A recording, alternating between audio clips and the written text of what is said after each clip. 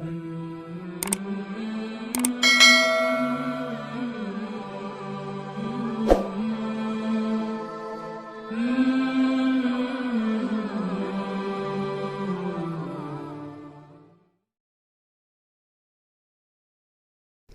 اللہ الرحمن الرحیم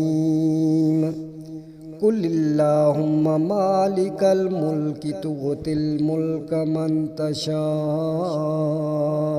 وتنزع الملک ممن تشاء وتعز من تشاء وتذل من تشاء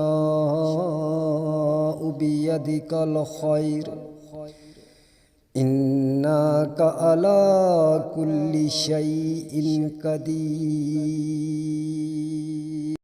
بسم اللہ الرحمن الرحیم۔ السلام علیکم، میں ڈاکٹر محمد ذکا لطیف نوشاہی آج قرآن کریم کی آیات قل اللہم مالک الملک کے متعلق بتاؤں گا کہ ان آیات کو پڑھنے سے ہمیں کیا فوائد حاصل ہو سکتے ہیں۔ تو یہ یاد رکھیں کہ اگر کوئی شخص ذلت رسوائی پریشانی میں مبتلا ہے تو اس کو ان آیات کو پڑھنا بہت بہتر رہے گا۔ جو شخص چاہتا ہے کہ اسے عزت حاصل ہو، کامیابی حاصل ہو، وہ جس کام کے لیے کوشش کرے اس میں اس کو بہتریاں حاصل ہوں، تو اس کے لیے بھی قل اللہم مالک الملک پڑھنا بہت بہتر ہے۔ اس کے علاوہ جس کے پاس گھر نہیں، زر نہیں، بے بس ہے، پریشان ہے، ذلت و رسوائی وہ سمجھتا ہے کہ میرا مقدر بن گیا ہے، تو ان تمام پریشانیوں سے چھٹکارا حاصل کرنے کے لیے، کامیابیاں حاصل کرنے کے لیے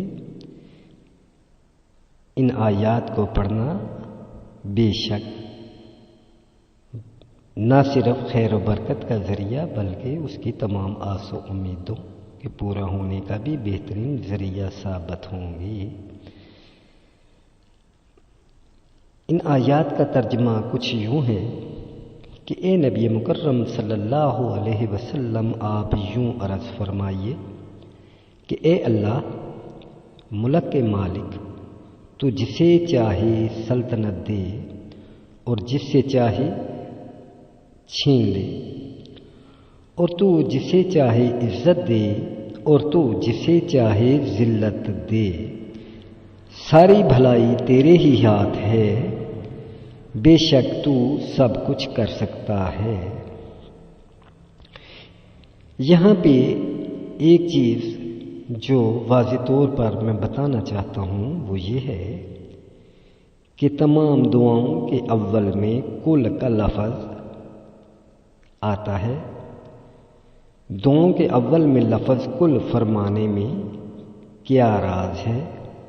تو یہ اس طرف اشارہ ہے کہ اللہ رب العزت ارشاد فرماتا ہے، اے محبوب، الفاظ دعا تو ہمارے ہوں گے اور زبان مبارک آپ کی یا اس کی جسے آپ اجازت دیں گے۔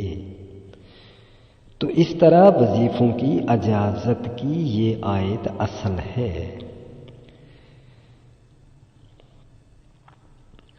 اس آیت کہ شان نزول اگر دیکھا جائے تو غزوہ خندق کے موقع پر حضور سید عالم حبیب لبیب صلی اللہ علیہ وسلم نے صحابہ اکرام علیہم رضوان مجاہدین اسلام کو حکم دیا کہ خندق کو کھودیا جائے۔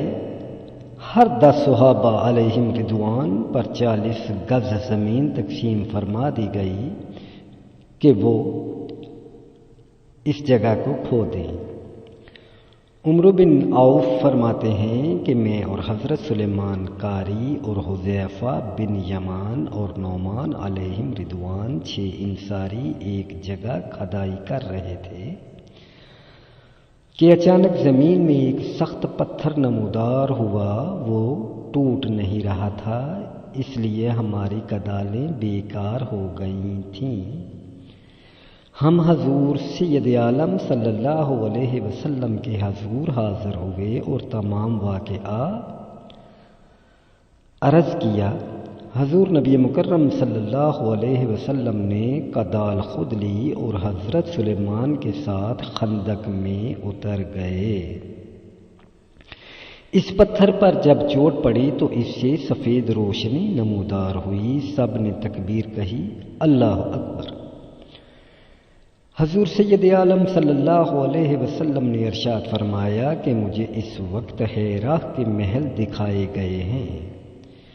پھر دوسری چوٹ پر پھر ایک چمک نمودار ہوئی۔ فرمایا کہ مجھے شام کی زمین دکھائی گئی ہے۔ اسی طرح تیسری چوٹ پر پھر وہ روشنی نمودار ہوئی اور پتھر ٹوٹ گیا۔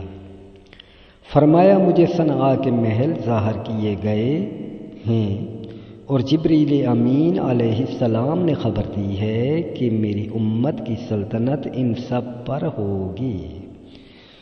صحابہ علیہم رضوان نے خوش ہو کر الحمدللہ کہا، جس پر منافقین ہنسنے لگے اور انہوں نے کہا کہ مسلمان مدینہ میں بیٹھے ہوئے ہیرا و صنعا جیسے مضبوط ملکوں کے خواب دیکھ رہے ہیں۔ ان میں باہر نکل کر کفار سے لڑنے کی طاقت نہیں، چھپنے کے لیے خندق کھود رہے ہیں اور ہیرا و صنعا و کسرا جیسے مضبوط ملکوں کی امید باندھ رہے ہیں۔ تو یہ آیت کریمہ اللہ رب العزت نے نازل فرمائی۔ تو اس کا تذکرہ روح المعانی میں بھی باقاعدہ طور پر موجود ہے۔ تو یہ یاد رکھیں کہ اللہ رب العزت کے اختیار میں سب کچھ ہے۔ جو اللہ رب العزت پہ توکل رکھتا ہے، نبی مکرم صلی اللہ علیہ وسلم سے سچی محبت کرتا ہے